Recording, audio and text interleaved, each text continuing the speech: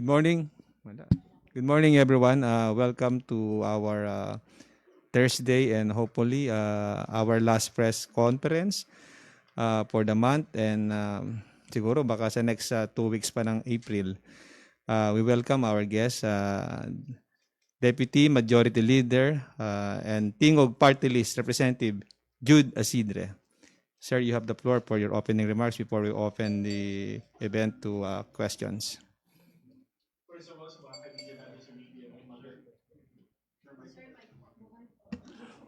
Una sa lahat, sa mga kaibigan natin sa media, magandang umaga po sa inyong lahat. I just want to bring back to mind the speech of the speaker yesterday. It has been a very productive 3 months, 3 months or 4 months of session.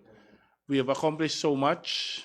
Landmark legislation passed, we had investigations concluded, and we have also performed our oversight function as Congress, as the lower house. And there is a general sense of satisfaction and fulfillment shared from among the members of Congress with the steady and visionary leadership of the Speaker. And I think mas lumalalim lang, mas lumalalim, mas lumalakas lang ang suporta naming mga miyembro ng kapulungan ng mga kinatawan sa pamumuno ng ating buting Speaker Martin Romualdez. Kasi nakikita natin na hindi lang ho puro salita, hindi lang ho puro pangako, kundi trabaho at resulta po ang binibigay ng ating speaker. At dahil ho yun, mas nahihikayat pa ang ating mga kinatawan na mas maigi pang magtrabaho. Malaking bagay po na meron tayong bakasyon sa susunod na mga araw, hindi lang para sa mahal na araw, para sa Semana Santa, kundi magiging panahon din to para kami naman ng mga kinatawan ay bumalik sa aming mga distrito, sa aming mga constituencies. Para, kasi syempre sabi nga nila, ang leadership hindi lang daw dapat nagsasalita, nakikinig po. Ang susunod na mga linggo, bagamat wala kami sa Kongreso at naka-break po kami, ay magiging panahon po pang pakikinig. Pakikinggan po natin dun mismo sa ating mga distrito, sa ating mga constituencies, ang ating mga kababayan, para mas mapainam pa at mas mabigyang emphasis pa ang kahalagahan ng ginagawa ho natin dito sa legislatura. At I also take this opportunity to our friends in the media to thank you for your help in also presenting to the wider audience, to the general public, the work we do here. I think with you helping us amplify the message that we have and the work we do here, makes even our work more effective, more meaningful, and more impactful to all our fellow Filipinos. Thank you po. Thank you, Kong Jude. We hope, Kong Jude, to hear kinder and gentle questions from RG Cruz In the of spirit of the ABS-CBN. Holy Week. Actually, sir, ang tanong, I only have 2 points. No? First point yung sa Chacha po. What is the next step of the House after the third reading approval of both RBH 7 and yung SMNI franchise revocation bill? I will take one at a time. No? For the RBH 7, as far as the House is concerned, we've already fulfilled our mandate. We have passed the bill, the RBH. We have passed the resolution, and we have already forwarded it to the Senate. Now, we're looking at our friends in the upper house of what they will do, because as they insist, Congress is a bicameral body, and the actions of the House has to be reciprocated by the Senate. And we have full trust, considering na ang RBH 6 is authored by the Senate President, by the Senate pro tempore, President pro tempore, by the Majority Leader and the Chairman of the subcommittee. I have full trust in their capacity to convince their peers in the upper house, knowing that as the resolution number 7 actually states, no, na this is something that will be good for the country. Kasi yun ang sinulat nila sa counterpart resolution nila in the whereas clause. And I hope, no, with this, the instructions of the speaker is, the guidance from the speaker is to give as much time that the Senate requires in support of the president. However, we have to understand there are also there's a limited time frame to do this. As many of us actually know, the elections are coming, and we already cited that the most favorable time is for this to be passed before Congress adjourns sine day. So those are the things that we're looking at, the deadlines that hindi naman namin pwedeng tawagin we imposed on the Senate. But this is a reasonable time frame for them so that if really we mean what we say, and if the Senate means as what they said, then they will have to pass it before the Senate Day, because that's the time frame that makes it logical and makes it possible, feasible to have the plebiscite done either before or however it goes the 2025 elections. SMNI. Sa SMNI naman, napasa na rin natin, nasa Senado na rin. We cannot, of course, tell the Senate what to do. They will have to look into the evidence. They will have to look into the merits of the discussions as well as the bill that has been presented or referred to them. Our only hope is that the Senate would look at it really objectively and not to be swayed by external interests. I have full trust that the Senate has a track record of doing investigations, and I hope that they will also take this bill with the same impartiality and objectivity. Sir, follow-up ko lang, i-implement nyo pa ba ng House yung detention order for Mr. Apollo Quiboloy? To be honest, we have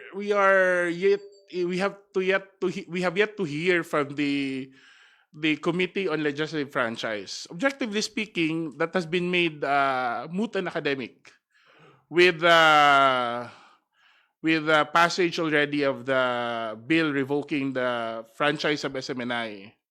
But there are serious considerations that we have to take into account. Una, Mr. Quiboloy has actually disrespected the House by not appearing despite many invitations to attend such hearings or investigations. Second, there has been reluctance even from the representatives of SMNI to answer the allegations made against them.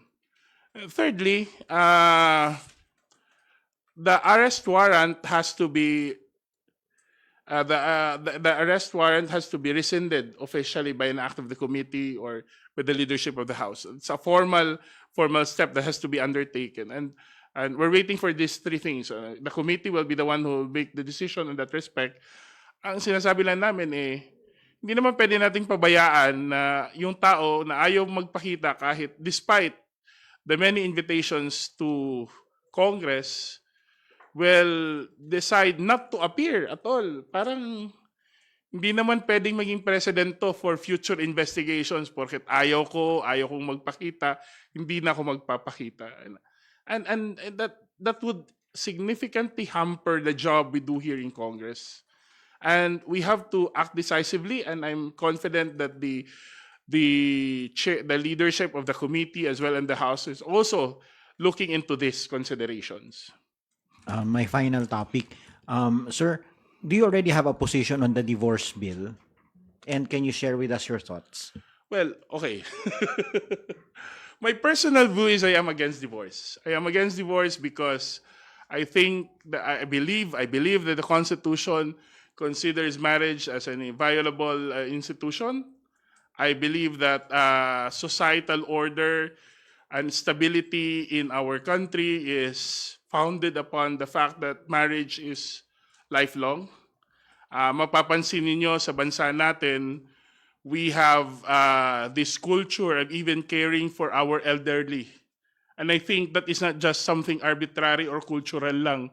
That's actually grounded on the fact that we are a society that would put value on the family, and that's the reason why we even care for our elderly. So it's not just a religious conviction. It's not just it's a cultural reality that we have to take in account. And lastly, and most importantly, I'm against divorce kasi I believe the fact that marriage is for life is not something accidental to marriage. Pag sinabi mong kasal, in its most basic definition, panghabang buhay yun. Eh di, anong pinagkaiba ng kasal sa magjowa kung may way out, di ba? Eh kung pwedeng mag-break ang mag-asawa, eh di, iniba na natin ang definition ng kasal. And I think that's a fundamental question that we have to ask. It's not just a matter of whether we give divorce a chance or not, but are we also compromising marriage to a level that it leads to a breakdown in society? Yes, we're the only country that doesn't have divorce in the whole world. But are the countries having divorce any better than the countries that do not have? Diba? And there are statistics that say one divorce leads to another divorce. And in most cases, those who have one divorce actually makes it easier for them to have second or third divorce. And could you imagine on a societal level, for a family, for the country, na ang social welfare system natin, aminin naman natin, ang pinaka-basic nating social security network ay ang sarili nating mga pamilya. Nakagraduate ka na nga, maghanap ka ng trabaho, saan tayo pupunta? Sa pamilya pa rin natin. Pagpapatulong, a breakdown to the family, a breakdown of marriage will definitely open problems for the family. So it's not a question of whether sinasabi nila, let those who want divorce and those who do not want divorce settle these differences amicably, di ba? Kung ayaw nyo ng divorce, hindi na para sa inyo yung divorce. No. Because marriage is a reality that is true for all.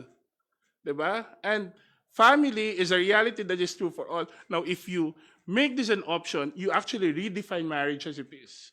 Whether I agree or do not agree with marriage, the moment we whether I agree or do not agree with divorce, the moment we agree to have divorce in the country, we effectively redefine marriage as we know it.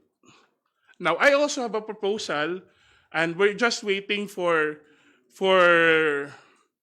the divorce debates to wind up, hindi naman ako oblivious to the fact na meron talagang mga tao na nahihirapan sa kanilang mga married life. That's why I'm pushing for a radically simplified annulment process. Kasi sa simbahang Katoliko, kung saan mas maraming Pilipino to which many more Filipinos belong, actually pinadali na ni Pope Francis ang annulments. In fact, ang annulments, local decision na lang, diocesan na lang, halos libre, hindi na pahirapan, mas marami ng ground kasi mas malalim na ang pag-intindi natin sa human behavior, sa human psychology. So they took it all into account and he radically reformed church annulments. So ang gusto natin, kasi sinasabi naman nila na ang civil annulments has its source or kinopya nga halos sa canon law, bakit pwede naman natin gawin na ganun din when it comes to civil annulments? So ang mga panukala natin, una, kung pwede, mas madali na ang annulments kung mas marami ng mga grounds na klaro. Like for example, ang pambubugbog or repeated violence or repeated infidelity, those are grounds that have been known to have, kahit siya mag-manifest after the kasal, the tendencies would have already existed even before the wedding, even before the marriage. So dapat i-considera na siya sa annulments. Pangalawa, may suggestion tayo doon na sana gawin na summary proceedings ang mga annulment. Sa pamamagitan ng pag-decide muna sa status ng marriage before tayo dun kasi nakakatagal talaga sa kasal is yung pag-decide sa custody at sa property.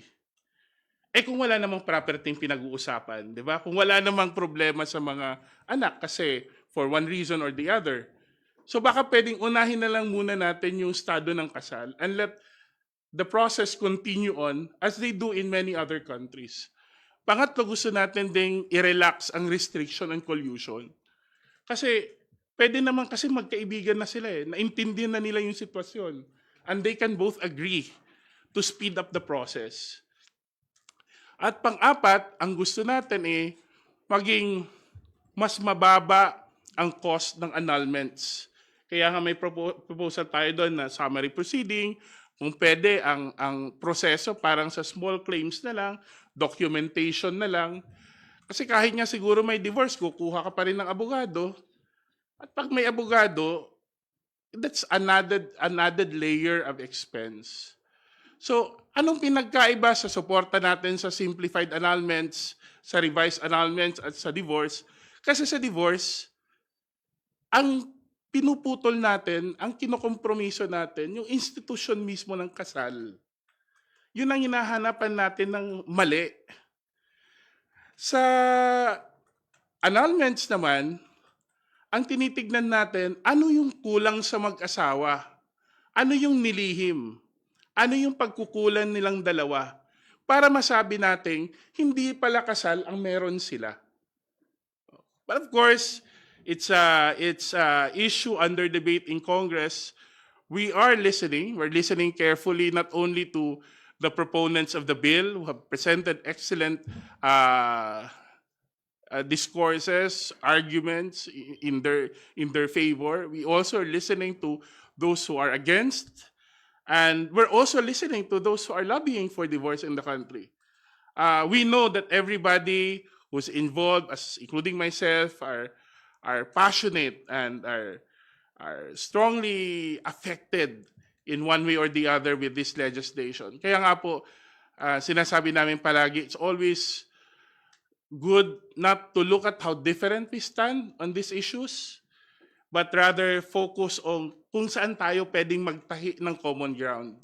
Hindi tayo pwedeng maging isang bansang nahati sa pro or anti-divorce.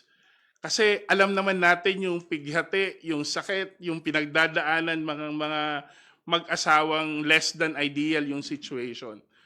Pero gusto natin maghanap ng solusyon na mas katanggap-tanggap, mas morally consistent with the majority ng mga Pilipino, at mas magiging mas effective sa pagpapalakas pa ng institusyon ng pamilya sa ating lipunan.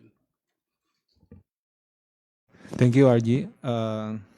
Next question from Annalise Berano of Bombo Radio. Kong, good morning.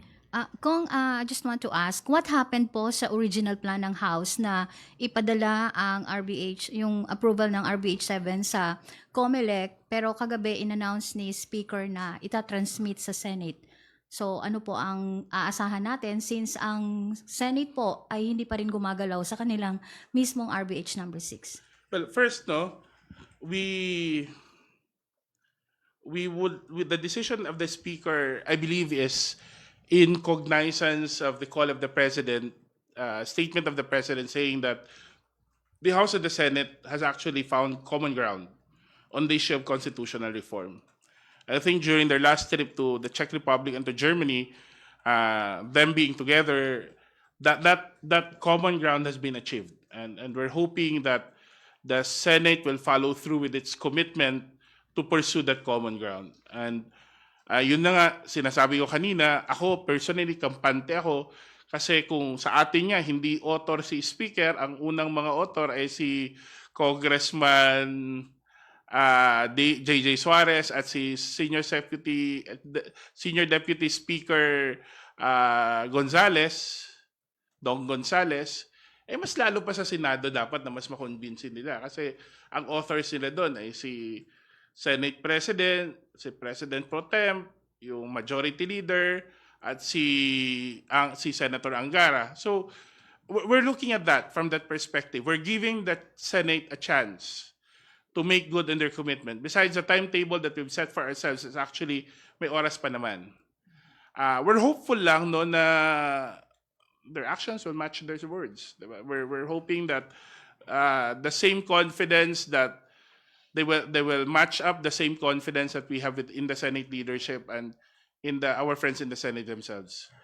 The proposal of Majority Leader Manis Dalipe is one of many proposals. It's only indicative of the fact that the Supreme Court has yet to decide whether the accurate interpretation of the Constitution is when Congress meets for a constituent assembly, we vote separately or jointly. Now, we're not going to rush things. It's good to, kaya nga maganda, sabi nga ni DSJJ kahapon o nung mga nakarang araw, baka itong mga susunod na mga linggo ay mas akmang panahon para to reach out to our friends in the Senate, to reach out to our Senate President, to also continue on with the deliberation, but do with dispatch and urgency. Sir, another question po.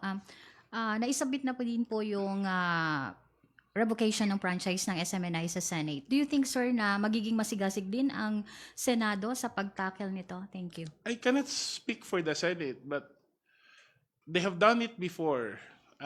Investigations, di ba? Doon sila mas kilala mag-imbestiga, ang blue ribbon nila. And I think if they just look into the evidence, as we did in the House, after the so many meetings that we had, or many hearings that we conducted, I'm sure they will see the wisdom and the rationale for the decision of the House. And hopefully that would be reason good enough for them to pursue the passage of the bill revoking the franchise of SMNI. Thank you, Annalie. Chrisia Subing from the Philippine Daily Inquirer. Hello. Good morning, sir. Sir, follow up lang po dun kanina sa sabi niyo po na dun sa meeting sa Czech Republic po, nagkaroon po ng nag-come into a common ground po si Senate President Zubiri at si Speaker Martin Romualdez. What common ground are we talking about? Are we talking about the timeline, the amendments that are going to be introduced to the Constitution? What are these po? If I look closely at the text of what the President said, I think he refers much to the scope, to the specific amendments that is both in RBH 6 of the Senate and RBH 7 of the House, and of course the commitment to pursue the approval of those amendments. Right. So, bali po, wala pa rin pong common ground in terms of the timeline po. I mean, wala rin pong definite agreement from the Senate to pass it with dispatch, as you mentioned. Well, I think that the timelines are self-apparent. Alam naman natin magkaka-election tayo in 2025, and whether we want the plebiscite to happen together with 25 elections or whether we want to do it ahead of the 2025 elections, still that's a deadline that we don't even have to. We expect the Senate to know, diba? And if they mean what they said, that they will pass this, they know that that is the ultimate deadline. And if you work back the calendar coming from the elections, you know that you should pass it before the sine day. Those are not arbitrary deadlines that the House got from thin air and say, no, you have to pass it by then. We know these deadlines are self-apparent. They're there. We will have elections in 2025. We will file our certificates of candidacy in October this year. So siguro, kung tama nga ang sinasabi nila at gusto nilang i-pursue, kung totoo sila sa commitment nila, they will take those dates into consideration. And last na po. Sir, kahapon po dun sa explanation of the no votes po, na-raise na naman po yung concern that the procedure by which RBH 7 was pursued is faulty daw po. I remember kasi kayo po yung una nag-raise na the House will be pursuing Chacha via the Bernas formula po. So, I'm wondering what are your thoughts on those po? I would have to contextualize what I said before. I said we will follow the Bernas formula that the Senate initiated. Diba? Mas klaro yon. Kasi it was the Senate who chose this path. If you ask, I remember rightly na sinabi ko, if you ask the House, we would have preferred the CONAS. We would have preferred even a CONCON, which is the most conservative way of amending the Constitution. But the Senate has taken this act of using the Bernas formula by doing a separate deliberation on their RBH. And then we're compelled because as a bicameral body, the House also has to undertake the same process that's being done in the other house. Now, we have fulfilled our part. It's up now to the Senate to fulfill their part. Now, so far as the constitutionality of what we did is to be determined, that's not up to us. It's up to the Supreme Court to say so. Until it is challenged in the Supreme Court, and until the Supreme Court have decided with finality, then we will stand by the legality of what we did. Thank you, sir. Thank you.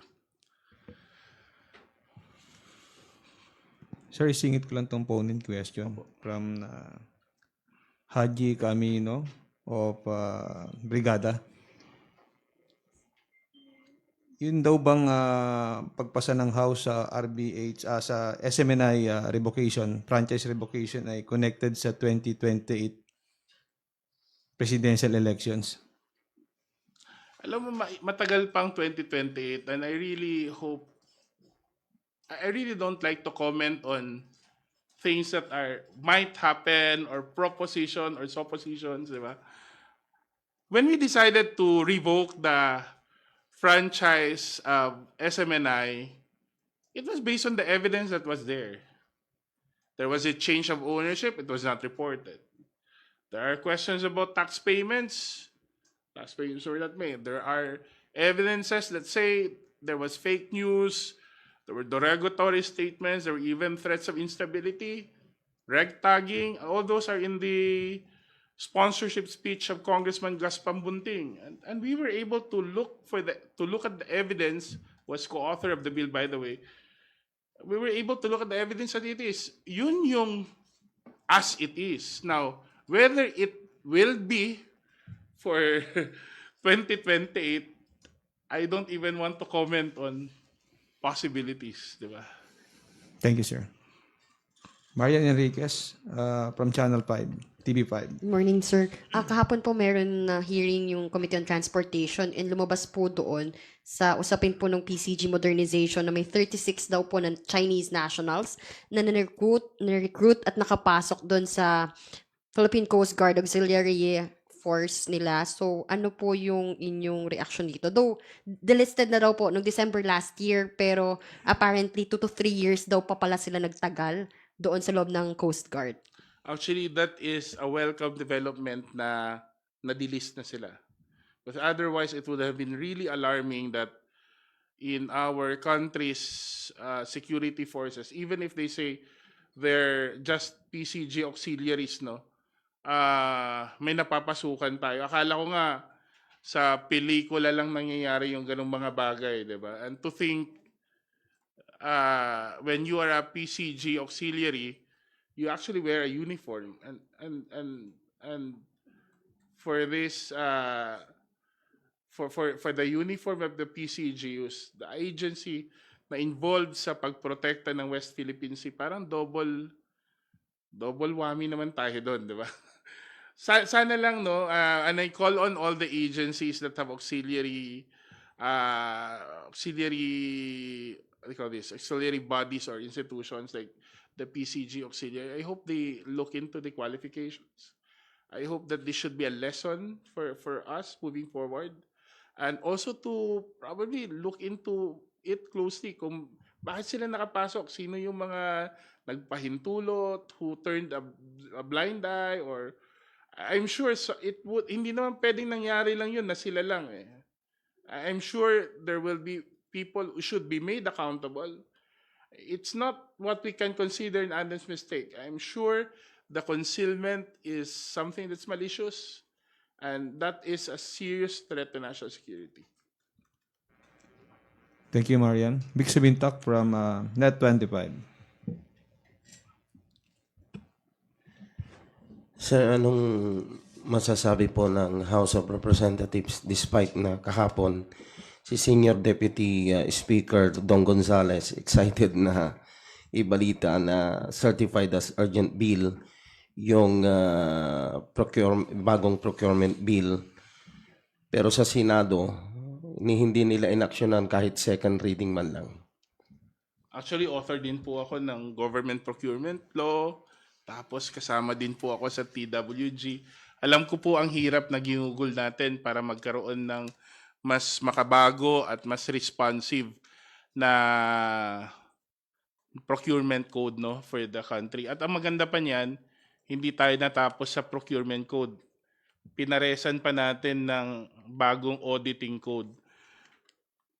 I hope lang, no, it's quite disappointing lang actually, to be honest, especially when you're one of the co-authors na despite the president's call to certify, the president's action to certify the said legislation as urgent,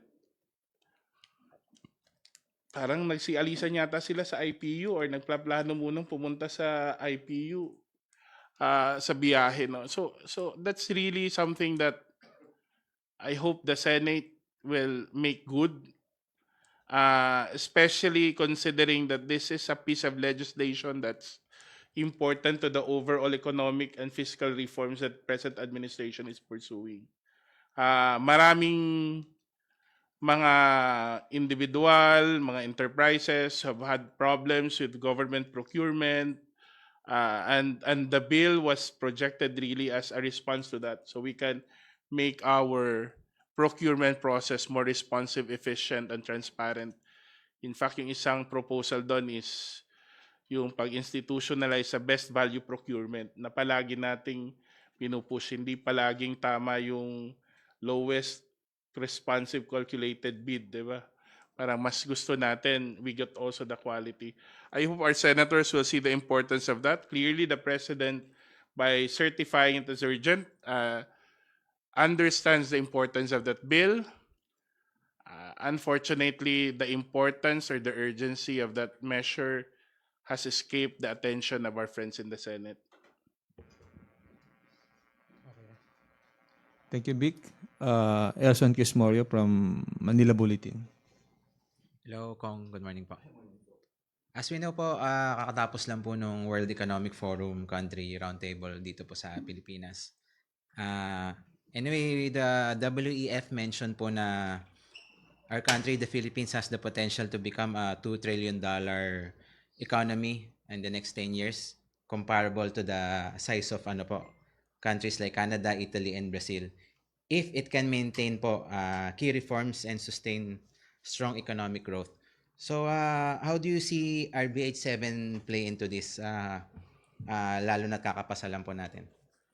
I had the chance to attend the business meeting, the forum with the business community ni U.S. Commerce Secretary Gina Raimundo when she visited last week. And clearly, many times in her speech, she pointed out that these legislative reforms, including relaxing the restrictions to certain economic sectors, is sending a clear message that the Philippines is open for business. And I think it's important that we follow through with that observation. Sayang naman, nandito na, ika nga nila, you strike when the iron is hot. So nandito na tayo, we have a president who understands the importance of foreign direct investments, not only that, of also reaching out to the international community, providing a better and a rosier picture of our country on the international scene. You have a legislature, you have the speaker who is serious and determined in providing the necessary legislation for the administration to carry out its fiscal, economic, and social reforms. So andito na lahat yung recipe, nasa atin na lang ho. At lalong-lalo ng RBH, we understand these are key sectors. You have the utilities sector, by which competition and efficiency brought about by increased foreign direct investments will also help bring costs down by providing more foreign participation, at least in equities. Second, ang ating participation ng foreign investors in education will go a long way in improving our human resource, which in the same economic forum, yung roundtable, sinabi nila na ang pinakamalaking strength ng Pilipinas is our young population. And you add that with world-class education, that will go a long way in improving our trajectory, di ba? Yung trajectory natin towards becoming a strong economy as determined by, as projected by the World Economic Forum. Pangatlo yung advertising. Advertising in a world where media plays a significant role, where much of the entertainment and behavior of people are influenced by advertising, by communications, and with the huge potential ng ating creatives industry, malaking bagay po ang capital na pwedeng dalhin ng ating mga foreign investors in advertising. In fact, it has been raised many times. Pwede nating masabi nandito lang sila eh. Although we're not maximizing because we're actually the restriction has hampered the direct participation. So those are very, if to my mind, those are not minor sectors to be that were presented in RBH 7. They're actually strong fundamental building blocks in improving our position as an opportunity for foreign direct investors. Thank you, boss. Thank you. Thank you, Elson. Kat from Radyo Pilipinas. Good morning po, Kong. Hingin ko lang po yung thoughts po ninyo regarding po doon sa recent na approval ng Joint Committee on Ways and Means, Senior Citizens, and PWD regarding po doon sa panukala po na bigyan pa po ng employment opportunities yung ating mga senior citizen. Well, first of all, no, magandang panukala, and we'd like to thank the Committee on Ways and Means for acting with dispatch on the proposal. And I think the Speaker has emphasized his position many times over this issue. Dalawang bagay kasi yan. Una, syempre mas may kikitain sila if they become more productive, no? And many of the senior citizens hindi naman na nakapaganda for the retirement, and we welcome any opportunity to bring them. Kung kaya rin lang naman kumita, sana wala ng discrimination, sana wala ng, kung kaya naman nilang gampanan yung demands ng trabaho, sana we encourage yung employment ng mga seniors sa ating workforce. Second is, nakikita din natin yung value ng ating mga seniors as human resource. Meron din silang pwede pang iambag, kung hindi man sa lakas, sa experience at dunong nila, and I'm sure there are businesses there are enterprises, there are businesses that would benefit from their experience. And it's good that we're putting this forth, itong proposal na yung employability ng ating mga seniors, because we will be able to harness once more dun sa experience at karunungan na meron ng ating mga seniors. And to stress a point na, no, you've seen the Speaker and the House push for legislation that provides wider social equity para sa ating mga kababaihan, senior citizens, sa ating mga PWDs. I think that's only consistent with what the president, with the speaker. I mean, si speaker palagi niyang paulit-ulit yung quote ni President Ramon Magsaysay. Those who have less in life should have more in law. And I think we're being true to that principle by President Magsaysay, no, na sana yung mga hindi mas may mas less ginhawa sa buhay, mas mabibigyan natin ng mas maraming pagkakataon sa ating ginagawa sa pagpapanday ng mga batas at pulisiya. Thank you, Kong. Recently po, nagkaroon po tayo ng Tingog Summit. Baka po pwede niyo lang pong ma-share sa amin kung tungkol po saan ito. Yan na po. Thank you. Ay, nagkaroon po kami kahapon, katatapos lang po ng Tingog Party List ang ating Tingog Summit. Ito po ay pagtitipon ng National Tingog Summit, ay pagtitipon po ng mga kinatawan, mga staff, mga volunteers ng iba't ibang mga Tingog centers ng Tingog Party List mula sa iba't ibang bahagi ng Pilipinas. Sa ngayon po, meron na po tayong 114. Actually, magiging 117 by the end of the day kasi ngayon binubuksan po yung 3 pa nating centers sa Laguna. Itong mga Tingog centers po, inisyatiba po to ng Tingog Party List sa pangunguna ni Congresswoman Yeda Romualdez. Nagmula po ito nung panahon ng pandemya. Kasi nung panahon ng pandemic, medyo sarado po tayo dito sa Congress.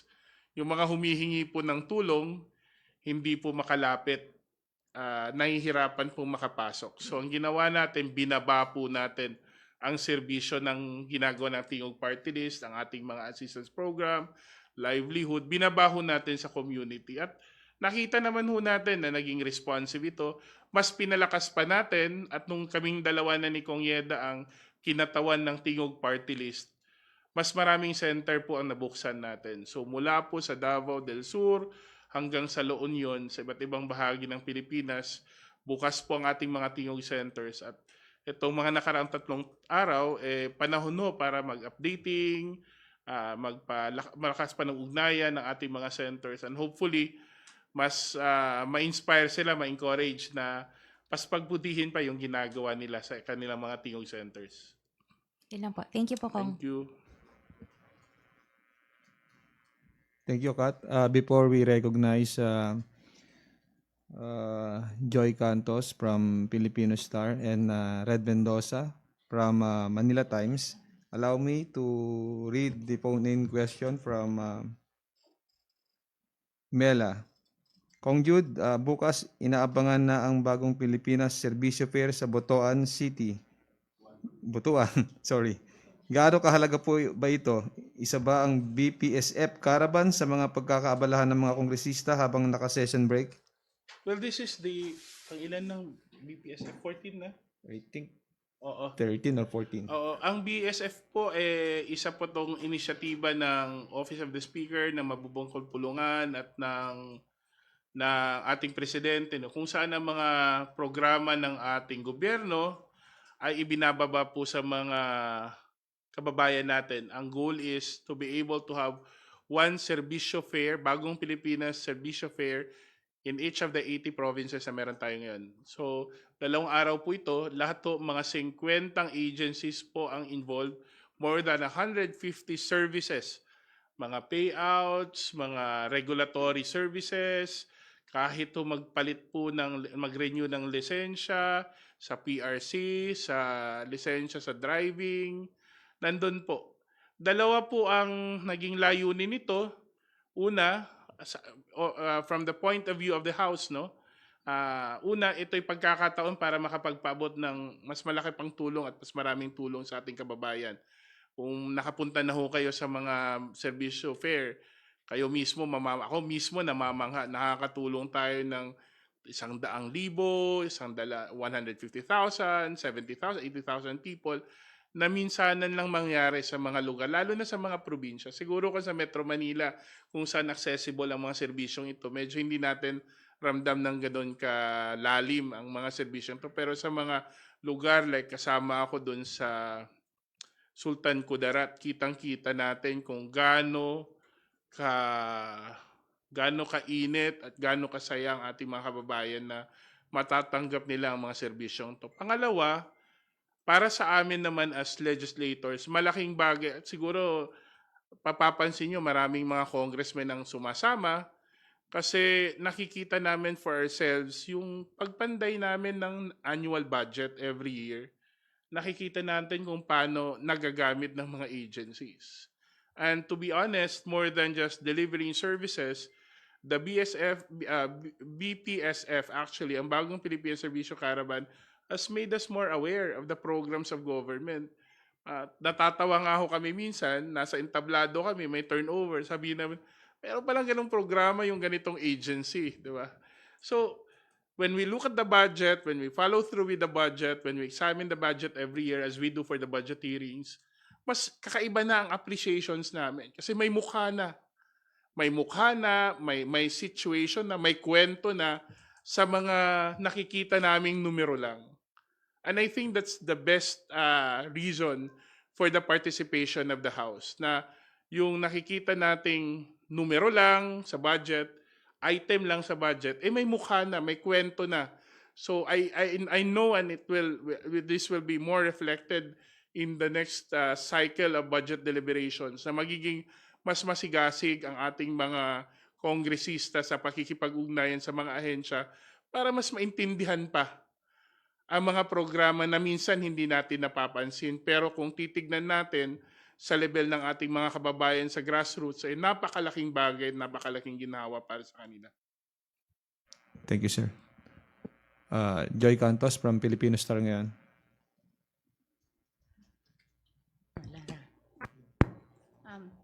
Good morning po, Congressman. Sir, In addition po doon sa SMNI franchise revocation, sabi po ni Speaker Romualdez, trabaho lang, walang personalan. What are the lessons learned, sir? Is it a stern warning to some media outlet not to engage in misinformation, sa mga fake news, or to be used in any political agenda, including yung with vested interest? Sama na rin po natin yung mga interloper grandstander. Well, I'll take it from the speech of Congressman Bordado yesterday when he explained his vote. We are all for press freedom. I will always protect the right of someone to speak, even if I do not agree with the person who's saying it. I will always, me personally, I will always protect one's freedom to speech, even if what is going to say will not be favorable to me. But, as he said yesterday, there is always a certain level of accountability and responsibility that comes with our rights. And clearly in this case, SMNI has fallen short of the measure. SMNI has not met the standards that required. And I think what they did, or as the evidence would show that they did, and as the findings of the committee would show, it's actually an affront to press freedom. I think all of us in the media community who work so hard to maintain certain standards of carrying out a profession will not feel right that there are sectors in our midst that would take lightly of the accountability that is directed with press freedom. Hindi rin nyo naman gugustuhin na merong isa sa inyo na hindi susunod sa mga patakaran na kaakibat ng pagiging isang journalist. And I think the actions of SMNI, the actions of the House on the SMNI bill, it will serve to strengthen press freedom by also putting an equitable emphasis on press responsibility. I don't think an abuse of press freedom or things like fake news or propaganda that's being used, that's being distributed or broadcasted using the franchise that is given as a privilege to certain stations, no, will in the end serve press freedom. I don't think it will help press freedom in the end. Secondly, sana hindi natin makalimutan ang prangkisang pinag-uusapan. Hindi naman namin kinitil yung individual journalists, yung right nila magsalita. Press freedom, yung franchise yung pinag-uusapan doon sa bill. Because the franchise is not a right. It's a privilege. It's a privilege given because you are committed to perform a public good. And part of the public good that it requires is to be able to transmit news objectively and truthfully. And in this case, the committee has found that there are certain lapses. And also, with the obligation set forth in the original franchise. Yung pag-report na may change of ownership and things like that na hindi naman na-perform. Yun lang sana yung na-consider in the start. Pribilehiyo po ang prangkisa. At kung Kongreso po ang nagbigay ng prangkisang yon na hindi ginamit ng tama, nasa lugar din po ang Kongreso para bawiin po yun.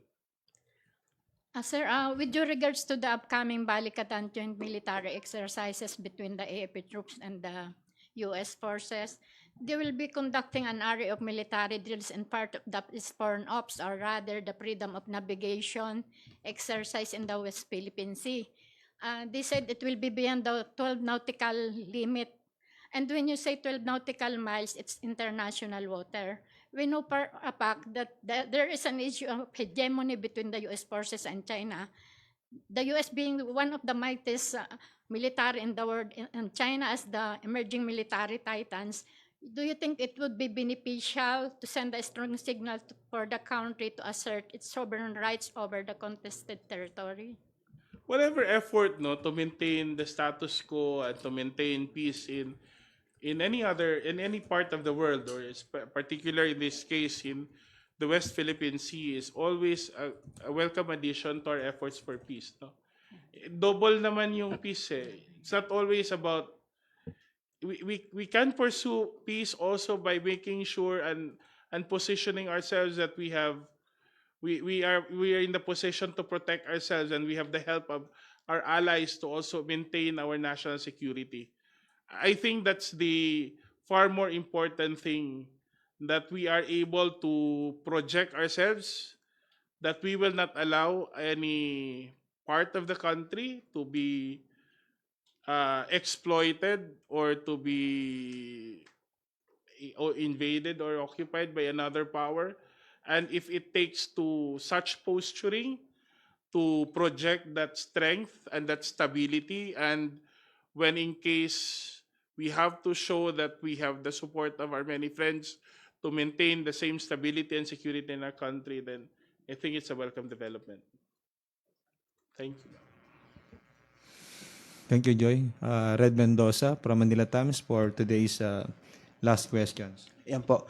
Good morning po, Kong. SMNI po ulit tayo kasi I asked one of the hosts of SMNI, Lorraine Badoy, about her comments dun sa pagkakasara ng franchise. And sinabi niya na, and I quote her, na the biggest losers of the curtailment of the revocation of the franchise is the Filipino people. And the biggest winners daw are the CPP, NPA, NDF, which you know po are of course sila po yung kalaban, quote unquote, ng SMNI, because they have brought nothing but grief and suffering to our people and to the destruction of our country for over half a century. Alam naman po natin ng SMNI ay sabihin na natin anti-CPP, NPA, NDF. What is your take po on Dr. Lorraine Badoy's statement na ang matatalo sa SMNI ay hindi ang mananalo sa ang matatalo daw dito ay ang Filipino people na gusto nang kumawala laban sa CPP, NPA, NDF? First, I would want to know more how she would qualify how the Filipinos would be the biggest loser in the case of the revocation of the SMNI franchise. I don't think the Filipinos are the losers when it refers to less fake news being in the media, when there is less propaganda on the media, plain political propaganda, when there is truthfulness in the reporting and there is accountability in the discharge of their duties appended to their franchise. I don't think the Filipino has lost anything. Filipinos of the country has lost anything as so far as those areas are concerned. Now, in reference to the issue about CCP, NPA, NDF, I don't think instigating an atmosphere of hate actually creates peace. Hindi yata makakamit ang kapayapaan by maintaining an atmosphere of animosity and fear among our people. I think our people know better than that. Follow up lang po, Kong. Ano po yung masasabi po ninyo sa mga employees naman ng SMNI? Reporters, editors, producers, journalists. Kasi nga po, they are the ones who are reporting also the news, pero they're also in the front line supporting the network. So ano pong masasabi niyo po? What are your assurances to these employees? Well, first of all, I respect their position. Anybody in their shoes would have every reason to support their own management. But second, this should primarily be a concern of the management. Diba? And I really feel bad when they project these issues as if kasalanan namin kasi we voted for the revocation of the franchise. When the management decided not to report a change in ownership, when the management decided to keep fueling on this fake news, when that angry rhetoric, their hateful rhetoric, when they keep on encouraging this, they should have thought of their employees in the first place. They should have thought about the accountability appended to their franchise, because in the end, the franchise is a privilege. Diba? Sana inisip nila. Now, the government's part, of course, we will do our best to provide for whatever means they come during the transition. Government, may mga programa tayo na pwede nating ipagkaloob, and I'm sure even my colleagues in Congress would be happy to welcome opportunities to help out those who would need help at this particular time. Anyway, their franchise is not yet. It would be premature to presume that na-revoke na yung franchise nila. We only done on the part of the House. But in any case that happens, I'm sure there'll be steps taken to address that. What we just want to correct is that impression na kasalanan ng Congress na nawalan sila ng trabaho. In the first place, everything that they did was a management position. And if there's one group that needs to be made accountable, it's the management itself. Okay. Last question na lang po. Sorry po. Kasi may lumabas pong print ad po ngayon sa dyaryo. Sa amin po yata lumabas. Kasi the widow of Congressman Hagedorn is urging the House leadership to push for a special election sa district niya, 3rd District of Palawan, which is currently kine-caretake ngayon ni Speaker. As a member of the majority and the Committee of Rules, ano po ang inyong thought po dito sa call ng widow ni Hagedorn? Meron din po siyang mga signatures ng mga constituents po nila urging the Congress to hold a special election po sa distrito na yon. To be honest, I'm not too privy with the situation there, no? And I know there are certain rules that have to be taken into consideration as to the timelines when a special election can be held.